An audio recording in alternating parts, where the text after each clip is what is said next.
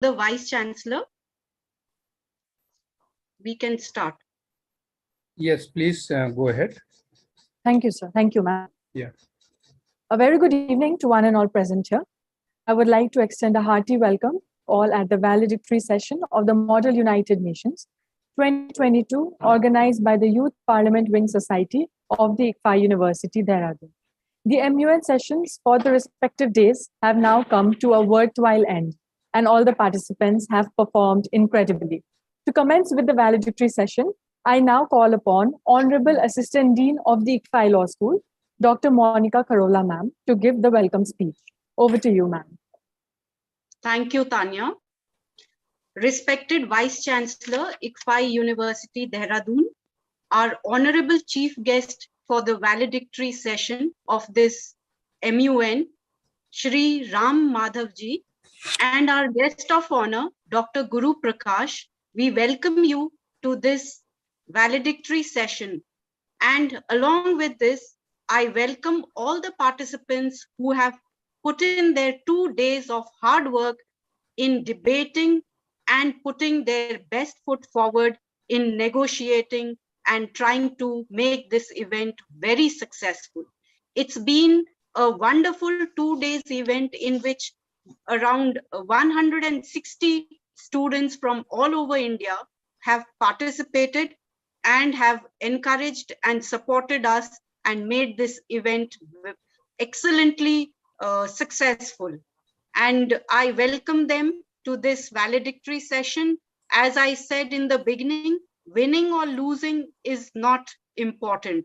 What is important that you all have done exceedingly well in putting forth your ideas and have been able to communicate effectively in order to ensure that your ideas, your thoughts is put forward. And I'm sure that these kind of exercises will help you in the coming days.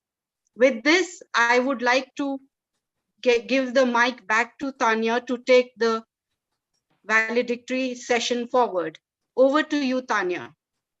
Thank you, ma'am. I would now like to invite Honorable Vice Chancellor of the ICFAI University, Dehradun, Professor Dr. Ram Karan Singh, to enlighten the audience about our prestigious institution, the ICFAI University. Over to you, sir. Good afternoon, you all. I'm happy to be here in the valedictory function of 2 days event, which is going to conclude now. And I'm happy to notice that the enthusiasm level is same as in opening, as well as in valedictory. Both the occasion I am noticing close to 150 participants are present. I am happy to welcome esteemed guest of the event, Dr. Guru Prakash, National Spokesperson, Bharatiya Janata Party, and address for chief guest, Shri Ram Madhavji, former National General Secretary of Bharatiya Janata Party. I am happy to introduce the ICFAI Society, ICFAI family to both the esteemed guest as well as the rest of the audience who has joined the event. This particular society was set up nearly 4 decades back, has a long legacy of imparting the higher education in Pan India. This has 11 universities located in most of the states in India, where imparting the education as well as availability of the education is lacking behind. So presence of the ICFAI Society in Pan India gives the huge mileage to Indian society as a whole to provide the quality education in the various thrust areas of the knowledge required.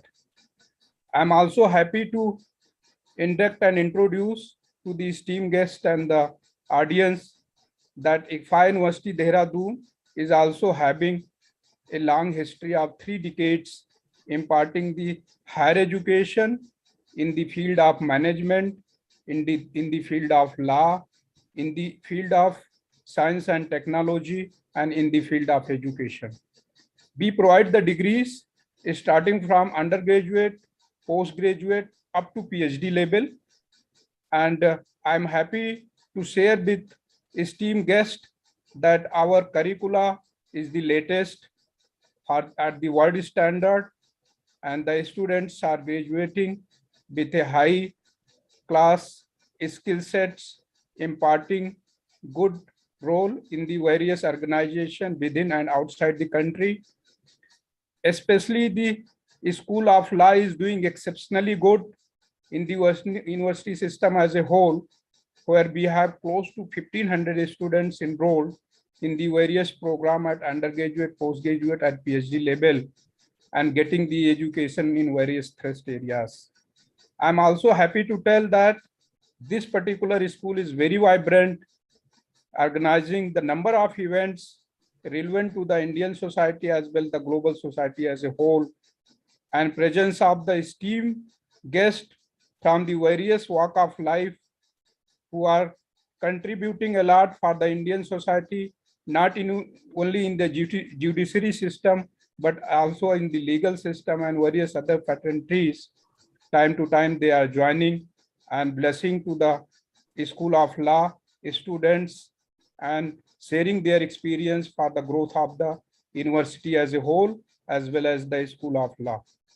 I'm happy to be the part of this event in the valedictory function, and thank you for giving me the opportunity to introduce about the system. Thank you, Tanya. So please. Thank you very much, sir. Yeah. Proceeding further, I would now like to welcome Honorable National Spokesperson of the Bharatiya Janata Party, Dr. Guru Prakash, sir, as our guest of honor for the event. He is a law graduate from NLU Bhopal. He pursued his LLM from Indian Law Institute and PhD from Delhi University. He has been instrumental with the Dalit Indian Chambers of Commerce and Industry since 2015 and has worked as National Youth Coordinator at the same time, presently working as an advisor. His columns keep appearing on Dalit issues in the Indian Express and the Print. Among others, he has co-authored the book Makers of Modern Dalit History with Sudarshan Ramabhadran. Welcome, sir. We are delighted to have you with us here today. Over to you, sir. With this, I would now like to invite you to address the audience with a few words. Thank you so much, Tanya. Honorable Vice Chancellor Saab, Dr. Ramkaran Singh ji, Ma'am Monica ji, and respected Shriram Madhav ji. I think it's a matter of great privilege for me to address the young students at the ICFAI Law School. And before I start, I want to reveal a little secret, because when back in 2005-2006, I completed my class 12, and back then we never used to have CLAT, Common Law Admission Test, but separate examination for separate law school. So I also appeared for the entrance examination for ICFAI Law School and was fortunate to get through ICFAI Law School. So ICFAI Law School is now pretty old, like mentioned by the Honorable Vice Chancellor. It's been 3 decades since the start of the university. But then I was selected at the National Law University, Bhopal. So obviously Bhopal had a different vibe, a different energy, and opted for Bhopal back then. So it's a great opportunity for me to speak to the youngsters at the ICFAI Law School on this very important occasion. And friends, this occasion is important because in the next couple of days, we will be celebrating the birth anniversary of Dr. Ambedkar, Bharat Ratna Baba Saheb Bhimrao Ambedkar, who has been very instrumental, because the culture of mock parliament, the culture of model United Nations, I think the motive, the objective behind it is to develop an element of debate, an element of discussion, which is very critical for our democracy. And in our democracy, which is obviously 70 years old, but going back, if you do a very superficial examination, our civilizational heritage is full of such incidents where we have placed dialogue at the very forefront. Dialogue has played a very instrumental role in the making of our civilization, in the making of our culture. If we look at it, that how we are a dialogic civilization, Mahabharats, they are part of dialogue between Arjuna and Krishna, Upanishad between Yam and Nachiketa, and from the land where I come, Ubhay Bharti, Bihar is the land of Ubhay Bharti. In a present day district of Saharsa, there is a place called Mahishi Dham. And the relevance of Mahishi Dham is that when Adi Shankaracharya was on the tour, was in the pravas of the country, he had a debate with a local intelligent person who was very intellectual, Mr. Mandan Mishra. And Ubhay Bharti, who was the wife of Mandan Mishra, she essentially judged the Shastrarth between Mandan Mishra and Adi Shankaracharya. And we must acknowledge that because of her impartiality, her objectivity, and her independence, she decided that Adi Shankaracharya was a winner. So the point that I'm trying to make is that we are part of that dialogic civilization, dialogic culture. We have our inherent faith in the process of dialogue. And that was sort of formalized by Baba Saheb Ambedkar. And this week, in the next couple of days, we are going to celebrate his birth anniversary. So in this backdrop, it's very important that we are having this event, which is being attended by, like mentioned by the Honorable Vice Chancellor, more than 150 students. So I would like to sort of express my gratitude to the leadership of the ICFAI Law School for having such a timely event on such timely issues. Friends, like we have seen in the last decade or so, or last couple of decades, the talking points of international politics have gone under a fundamental transition. And it's been mentioned on multiple occasions that the conversations, the global power axis, which used to be at the Pacific Ocean, has now shifted to Indian Ocean because of the democracy, the demography, and the rising economy as well. So it's very important that we equip our students. It's very important that our students are aware of the international political discourse. That's very critical. If you have followed the news internationally in terms of South Asia, you would have seen the developments in Sri Lanka and how it connects with us, how there is a direct correlation between events that are unfolding in China, in Sri Lanka, and in Pakistan. How will it have a domestic impact on our thinking, on our society, and our polity? Like, for instance, if you see the conflict which is ongoing between Russia and Ukraine, and how is it directly related to price rise in terms of fuel, in terms of gas, and so on and so forth. So it's very important that we equip our students with, and we make our students more skilled, so that they can articulate on articulate an objective perspective on international issues, on international politics. That is something which is very critical, that we are giving them the provided leg space, liberty, and the resources. And it is only possible through platforms like Model United Nations and mock parliament. And I've been very fortunate to see that in the last couple of months, multiple universities across the country. I've been part of Amity Mock Parliament as well, which was participated by more than 10,000 students across the country. So it's a very positive trend. It's a very welcome trend that our students are becoming more articulate when it comes to issues concerning domestic politics and international politics. I would urge all of you to keep yourself updated. Make sure that you are reading one op-ed column of a good newspaper. And that would be a piece of advice, an unsolicited piece of advice from my side, to keep yourself updated with any national newspaper. I would not like to suggest any particular name, but all of you must cultivate a habit of reading one opinion piece. There is an excellent column in Indian Express by C. Rajamohanji. He keeps writing on issues of India-US relationship, things which are happening in the Indian Ocean region, and how multilateralism has prevailed, has come to play a very dominant role in the last decade or so. So it's very important that we have a perspective over that. There are multiple resources available. On the internet, you have discussions by leading think tanks. So it's very critical. As a student of law, there is an added responsibility on our shoulders to keep ourselves updated, because it helps us in making our arguments more coherent and more articulate. I think with these few words, all of us are looking forward to listening to the esteemed chief guest, who has sort of shaped a lot of policies when it comes to the international outlook. I would again like to thank the leadership of the university and the young team of the ICFAI Law School for giving me this opportunity to interact with all of you. बहुत बहुत धन्यवाद. Thank you. Thank you very much, sir. You have rightly said that dialogue has played a major role in our civilization since time immemorial. And I think because of the pandemic right now, we've been compelled to interact with each other virtually. So no one understands that better now.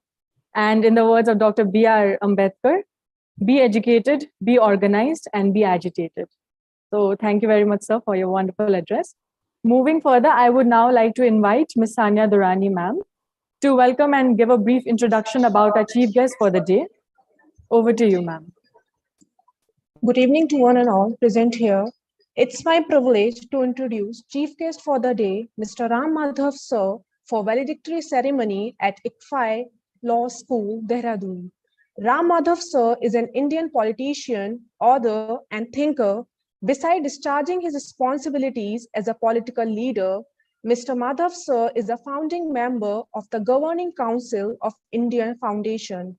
In over a decade of India Foundation's exercise, Mr. Madhav Sir has been the curator of major global and national multilateral initiatives like Indian Ocean Conference and Counter-Terrorism Conference involving heads of nation and leaders of government besides academics, scholars, and public-spirited individuals. A renowned author and thinker, Mr. Madhav Sir has over 200 publications to his credit. He has authored several books in English and Telugu. Some of his most recent works include The Hindutva Paradigm, Integral Humanism, and The Quest for a Non-Western Worldview.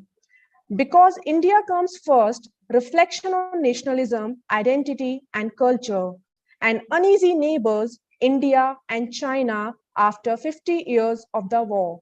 He is a regular contributor to platforms like the Indian Express, the Hindustan Times, and Open magazines, amongst others.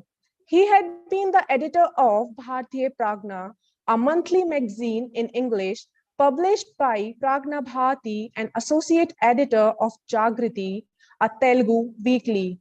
Widely regarded for his contributions in the field of strategic thinking, political philosophy, and India's foreign policy, Mr. Madhav Sir has traveled widely and addressed forums like the Shangri-La Dialogue in Singapore, Resina Dialogue in India, Halifax Security Forum in Canada, Sochi Eurasian Integration Forum in Russia, BRICS Politicum Forum in China, and the World Peace Conference in Thailand.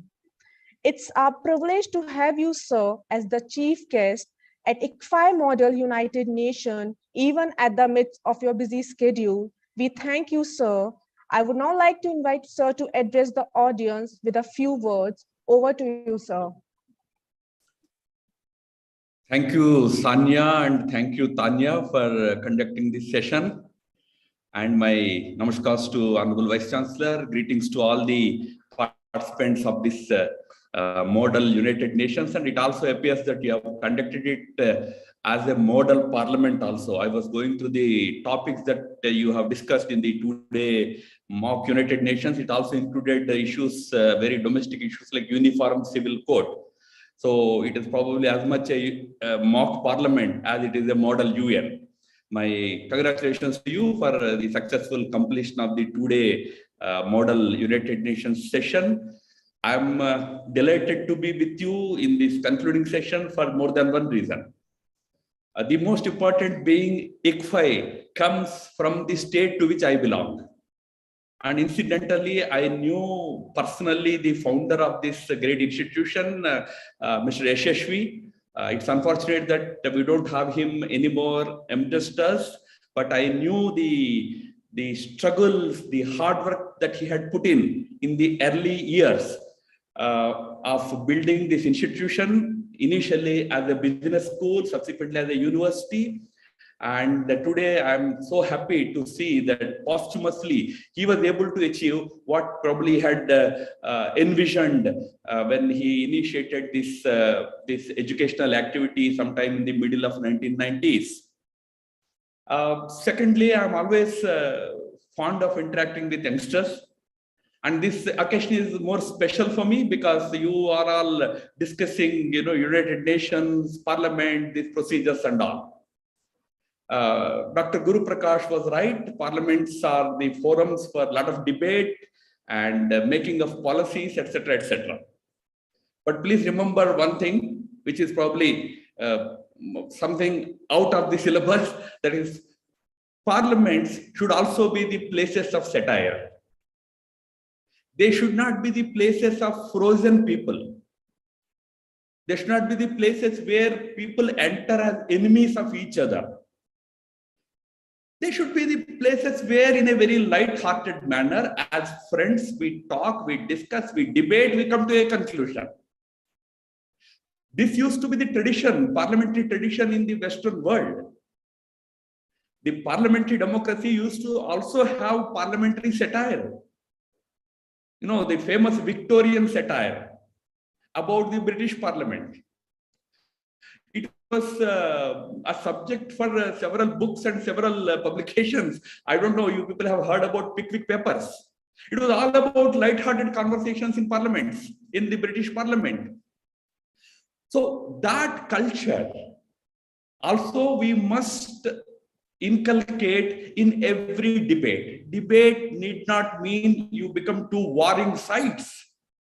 But unfortunately, our parliamentary institutions, or even the United Nations today, have become a sort of warring grounds, battlegrounds.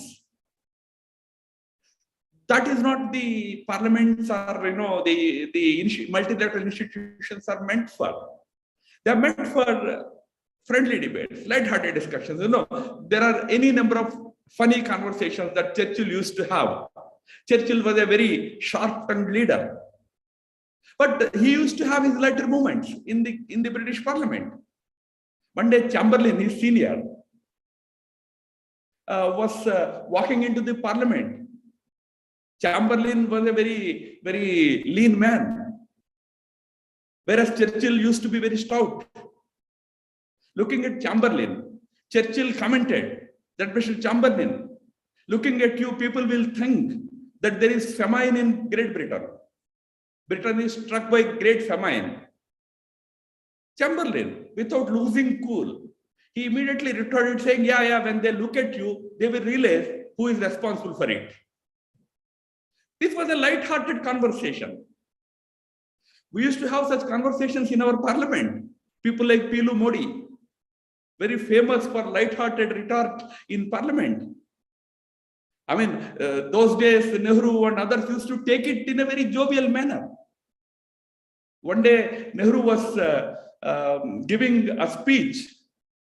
So those days, you know, like today, those days also, the members of the opposition parties used to interrupt the speaker. So one of the members from the Communist Party by name Jyotirmai Basu, not Jyoti Basu, a senior to him, Jyotirmai Basu, was repeatedly interrupting Nehru.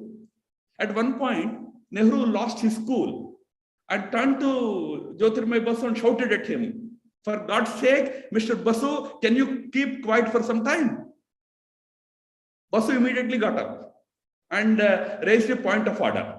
So Speaker asked, "What is the point of order in this? He was asking you to keep quiet." Jyotirmai Basu said, no, my point of order is, while asking me to keep quiet, Nehru had said, "For God's sake, I want to know if Nehru believes in God." Nehru immediately got up and said, "Of course, no." Immediately the atmosphere became very, very light, very normal. We don't find those things these days in parliaments. Parliaments have become shouting shops. So when you practice these kind of things through model parliaments, model United Nations, remember it always should be in a very cordial, very friendly manner, because those on the either side of the parliamentary seating arrangement must remember that they keep switching sides. Nobody is permanent on one side in any parliament in the world. That is the beauty of democracy. Then why ahankara? Why this superiority complex? So one of the important aspects that we have to bring back in our political discourse is civility, cordiality, lightheartedness, and some amount of satire.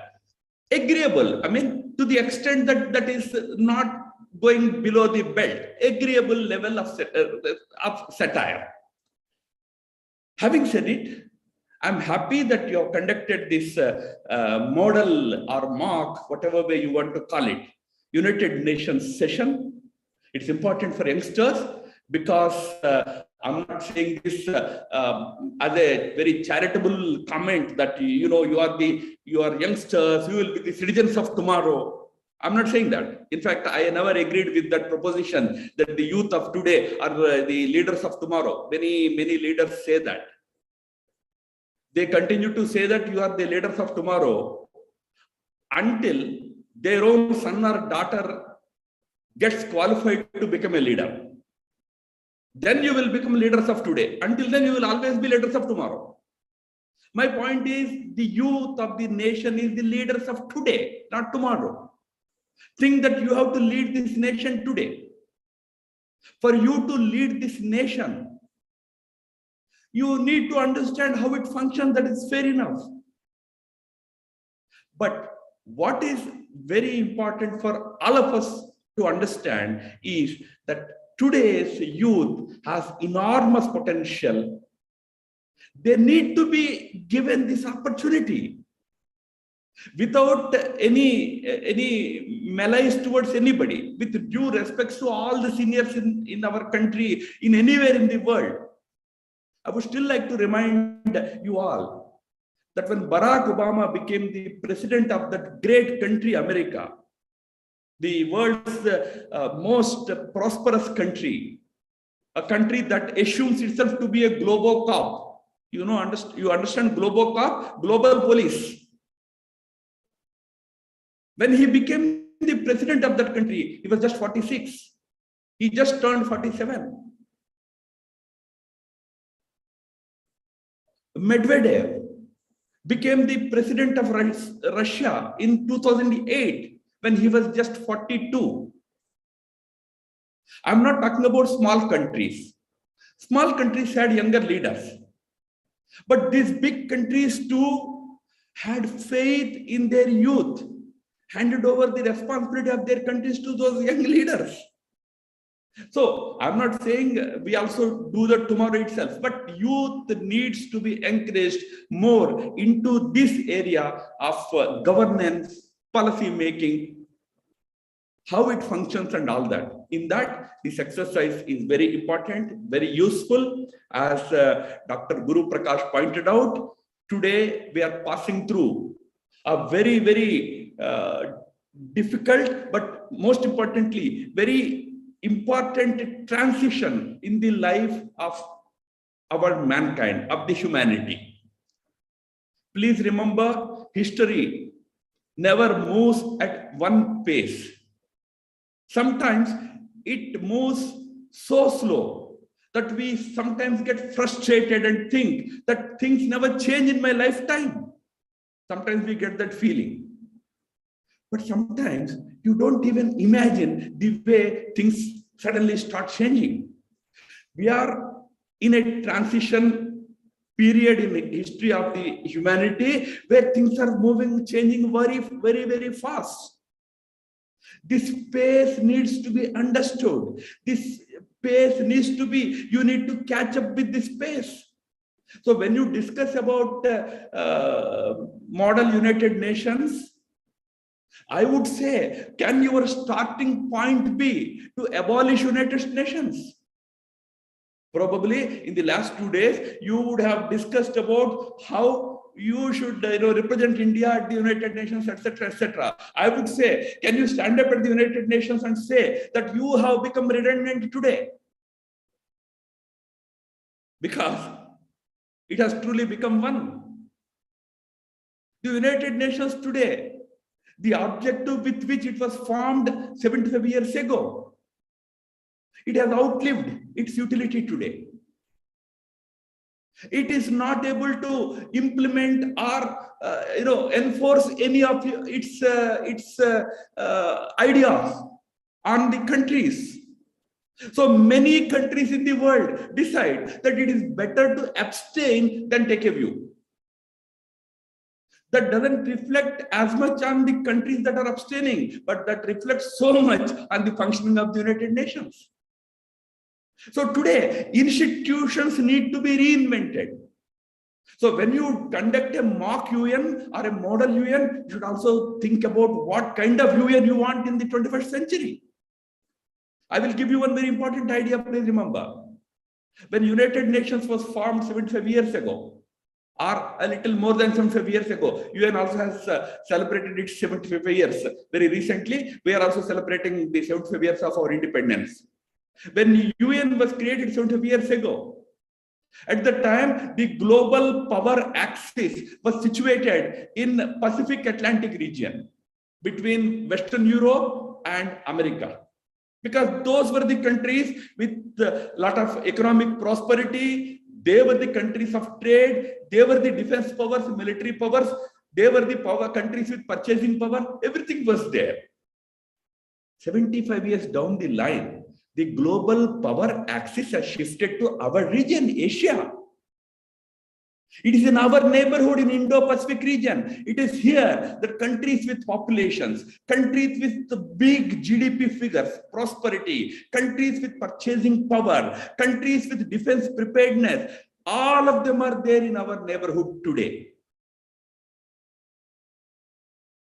India is one of the top economic powers, military powers in the world. So is China. ASEAN is emerging as the third largest economy in the world. It is here that Singapore is there. It is here that Indonesia is there. It is here that Japan is there. It is here that South Korea is there. But the United Nations system is still dominated by Pacific Atlantic powers. So you need to have an Indian Ocean centric, Indo-Pacific centric United Nations. You need to build a world order based on the involvement of countries here, reality of this region. Why I'm saying this is now think out of the box like this about institutions. When you debate about these things, do you know when it was their heyday, they were at the pinnacle of their glory, the Western European powers came together to form what is today known as the European Union and European Parliament. It came into existence in 1970s when they were the leading economic powers in the world. Today, we are the leading economic powers in our region. Why not we have an Indo-Pacific, parliamentary union?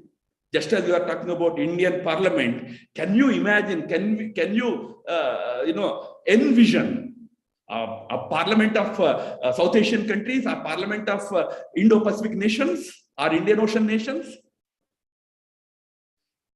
My dear young friends, think out of the box. The world is changing very fast. So I'm happy that we are getting into this area of future policy making.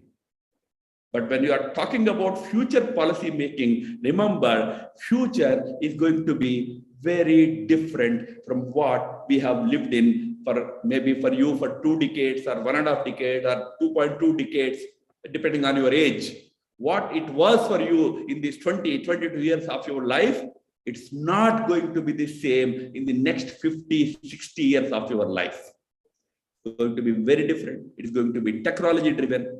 The framework of the world is going to change. You know, probably you would have heard because you conducted this model United Nations.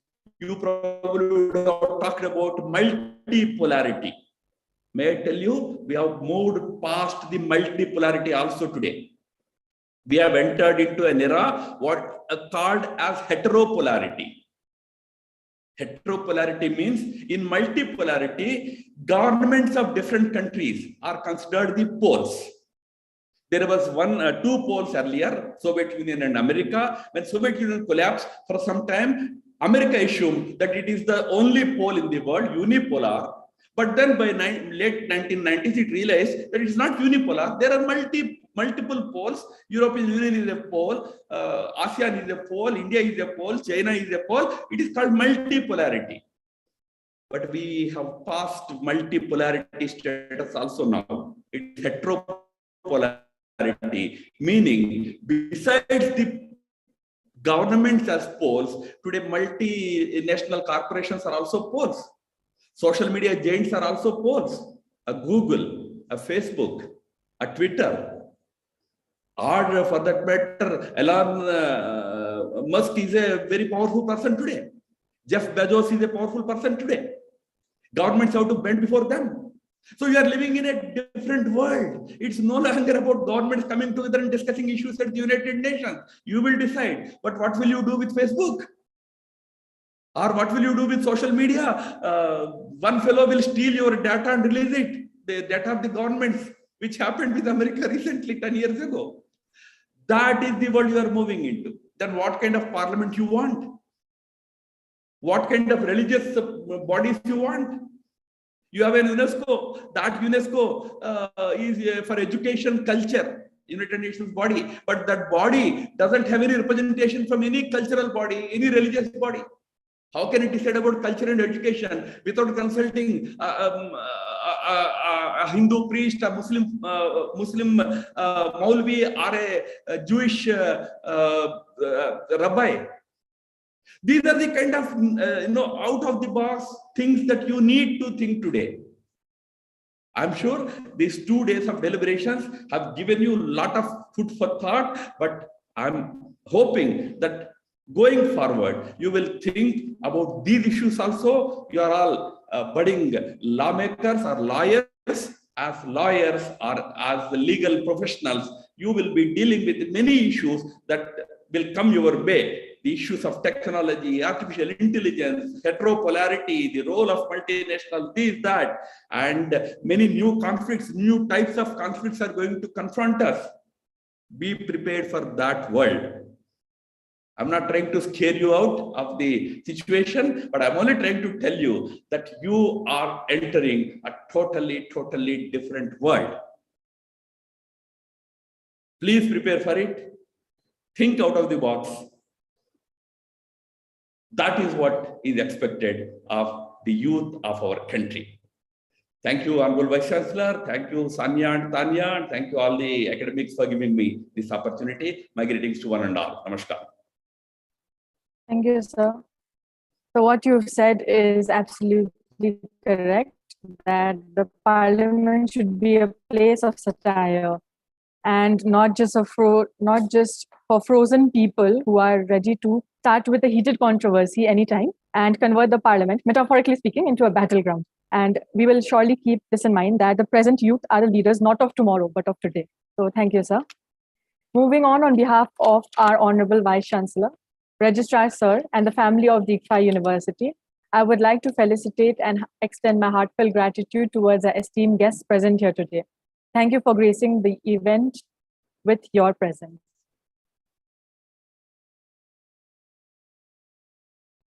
Thank you, sir. I would now like to invite the Head of National Press, Ms. Kritika Srivastava, to give a brief on the proceedings of the 3 committees stimulated at the ICFAI MUN 2022. Over to you, ma'am. Thank you, Tanya. A dream becomes a goal when action is taken towards its achievement. A heartfelt gratitude to all the intellectuals present over here. I, Kritika Srivastava, co-editor of National Press at IMUN. I am here to provide overall view from the side of press.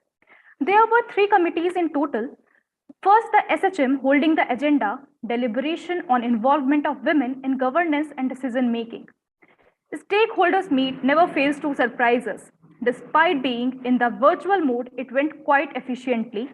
The members were well versed with their speeches. Shairis made it more interesting as always.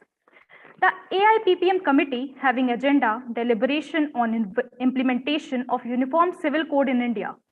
The delegates of AIPPM proved their political aggression and heat in the best possible way. They advocated certain stiff and appreciable amendments. We absolutely stand with the fruitful and transparently conveyed ideas. Coming to the UNGA committee, the delegates were well determined and enthusiastic with the way they represented their respective countries. Though there were random silence and confusion, still the participants' strong wills made it an experience of learning and fun. Overall, there was a sense of vim and vigor among the participants, which added flavors to the speech of speakers representing different leaders. It was beyond belief that how the leaders put forth their opinion gracefully and also astonishing that how some of them just got diverted from the agenda and uttered incomprehensible facts greatly. Nevertheless, everyone tried their level best. It was a huge pleasure being involved with the active participation of AIPPM, SHM, and UNGA. We truly look forward to perceiving the strengthened leaders and representatives in you all. At the end, I just congratulate all of you present here for your efforts and giving your time. Wish you all the very best. Thanks a lot. Thank you, Tanya. Over to you. Thank you, ma'am. We now move towards the prize distribution ceremony. I would like to invite the Director General of this IMUN 2022, Mr. Devashish Mishra, to announce the winners.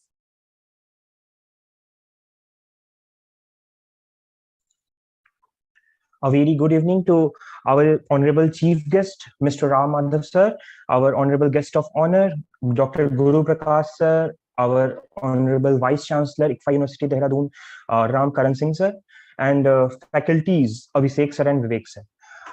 The most awaited moment for this ICFAI Model United Nations 2022 is here. Every delegate, I think, is waiting for the results, and results moving to the committees.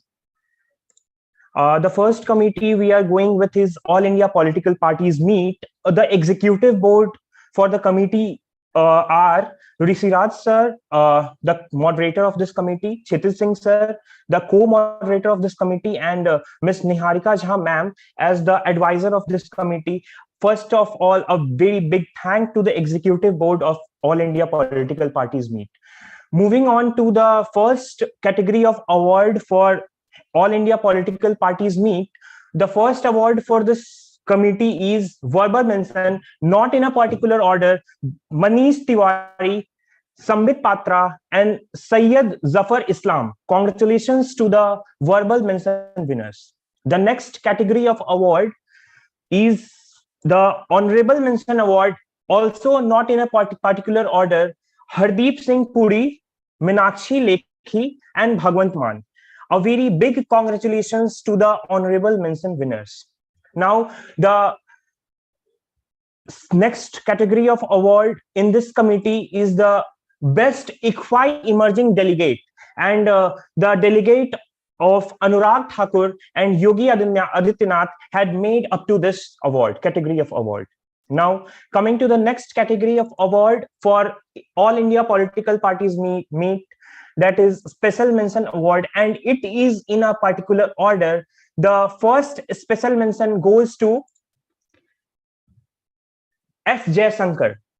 A very big congratulations to S. Jaisankar.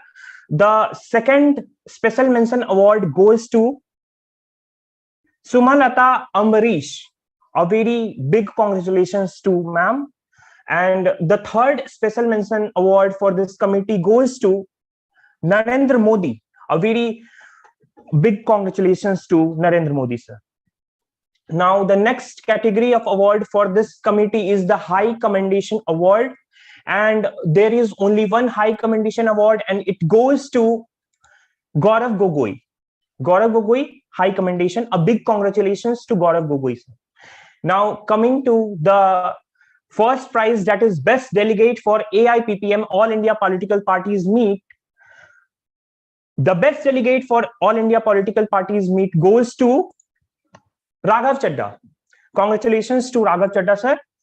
The next committee we are going with is United Nations General Assembly. The executive board for this committee is Ms. Kashish Gumber ma'am, Mr. Sagar Punjabi sir, and Mr. Durgesh Jha sir. A very big thank you to you three, because without you this committee can't run.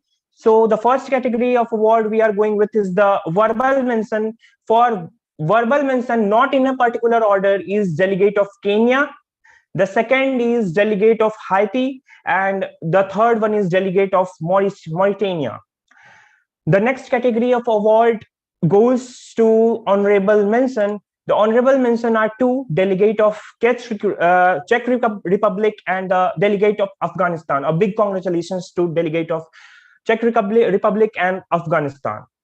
The next category of award is Best ICFAI Emerging Delegate, and it goes to delegate of Japan. A big congratulations to delegate of Japan. Now, the next category of award for this committee, UNCA, is the Special Mention Award, and it is in a particular order. The first special mention goes to Delegate of UAE. Congratulations to Delegate of UAE. The second special mention award goes to Delegate of Ethiopia. A very big congratulations to Delegate. And the third special mention award goes to Delegate of Cambodia. A very big congratulations to Delegate of Cambodia. Now, the next category of award for UNGA is High Commendation Award. And the High Commendation Award for this committee goes to Delegate of Tuvalu. A very big congratulations to Delegate. Now, the last and the first prize for this committee is the Best Delegate for UNGA. And it goes to, the Best Delegate Award goes to Delegate of Kiribati. A very big congratulations to Delegate of Kiribati. Now, the next committee, we are going to declare the awards for stakeholders meet, and the executive board for this committee is Mr. Abhinav Narayan Jha sir, Mr. Aditya Dubey sir, and Mr. Subham Kashyap sir. A very big thank you to you three because you are the backbone of this committee. The first category of award we are going with is the Verbal Mention Award. The Verbal Mention Award, not in a particular order, is Sonia Gandhi and Paresh Rawal. A very big congratulations to Sonia Gandhi ma'am and Paresh Rawal sir. The next category of award for SHM is Honorable Mention, and Honorable Mention, not in a particular order, is Mamta Banerjee, Aruna Roy, and Kapil Sibal. A very big congratulations to you three. The next category of award is Best ICFAI Emerging Delegate, and the award goes to Kangana Ranaut. A very big congratulations to the delegate. The next category of award is the Special Mention Award, and it is in a particular order. The first Special Mention Award goes to Swara Bhaskar. A very big congratulations to the delegate. The second Special Mention Award goes to Asaduddin Owaisi. A very big congratulations to Asaduddin Owaisi. And the third Special Mention Award goes to Ravish Kumar. A very big congratulations to Ravish Kumar. The next category of award for this committee is the High Commendation Award. And the High Commendation Award goes to Atishi Marlena. A very big congratulations to Atishi Marlena. Now, the last and the first prize for this committee is the Best Delegate Award. And the Best Delegate Award for this committee goes to Romila Thapar. A very big congratulations to Romila Thapar. A very big congratulations to the delegates of SHM. Now, the last but not the least, the delegates of National Press is going to receive awards. The executive board for National Press is Ms. Neha Chaudhary ma'am and Ms. Kritika Srivastava ma'am. A very big thank you to you two, because without you, this committee can't run. So the first award is Best ICFAI Emerging Journalist, and it goes to Sarika Kumari. A very big congratulations to Sarika. The next category of award is Best Journalist in English category. And the award goes to Karan Chauhan. A very big congratulations to Karan. And the next category of award for this committee and the last award in this committee is the Best Journalist in Hindi category, and it goes to none other than Abhilasa Chaturvedi. A very big congratulations to Abhilasa Chaturvedi. A very big thank you and a very big congratulations to all the winners of all the 4 committees. Thank you. Over to you, Tanya. Congratulations to all the winners. I think all the participants have given their best and performed commendably.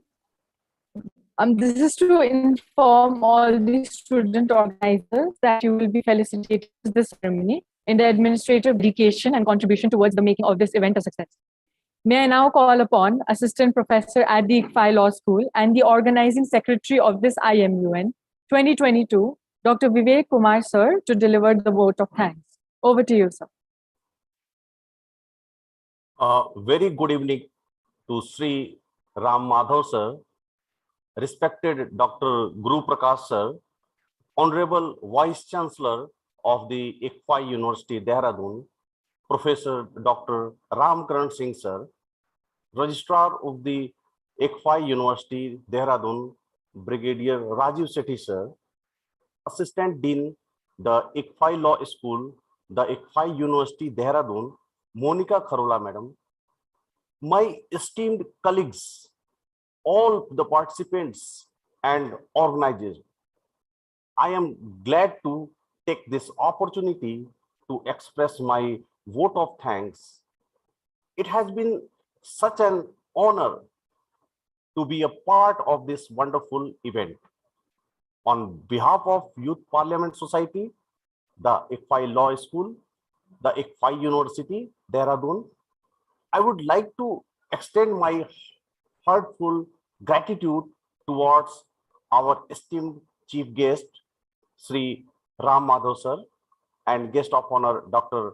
Guru Prakash, sir, Vice Chancellor of the ICFAI University, Professor Ram Karan Singh, sir, Registrar of the ICFAI University, Brigadier Rajiv Sethi, sir, who supported a lot in organizing this big event. A very sincere thanks to Assistant Dean Monica Kharola, madam, and convener of Youth Parliament Society, Dr. Abhishek Raj, sir. A wide round of clapping and thanks to all the participants who made this event a huge success. Finally, I would like to thank the organizing committee of the ICFAI Model United Nations, especially the student convener, Lavis Gangwar, Abhijit, and Devasis, and all the members who worked hard day and night to make this event a successful one. Thank you, everyone. Thank you. Over to you, Tanya. Thank you, sir. It is with utmost pleasure that I now call upon Deputy Secretary General of this IMUN, Mr. Abhineet Kumar, to declare the conference closed. A very good evening to our distinguished guest, Vice Chancellor, sir, Dean, ma'am, and faculty member, and all the members present here. It has an honor being your Deputy General for this conference. Congratulate all the award winners, to all the participants who make a win. I hope you enjoy the learning from this MUN. A special thank to our organizing committee member, and a special thank to Mr. Devasis, without whom nothing would have been possible. I, Abhineet Kumar, in the official capacity of Deputy Secretary General of ICFAI MUN, declares the conference closed. Thank you. We have now come to the end of the valedictory session of the IMUN 2022, organized by the Youth Parliament Society wing of the ICFAI University. The main agenda of organizing this IMUN was to instill in all an enthusiasm to learn and to develop the spirit of presenting the ideas in a healthy manner. And clearly with this, our participating teams today have performed incredibly. In the words of Aberjani, discourse and critical thinking are essential tools when it comes to securing progress in a democratic country. But in the end, unity and engaged participation are what makes it happen. Again, I would like to thank our guests, the participants, faculty, and students for assisting the university in making this event a success. The participants and audience may now discontinue with the meeting. Thank you all.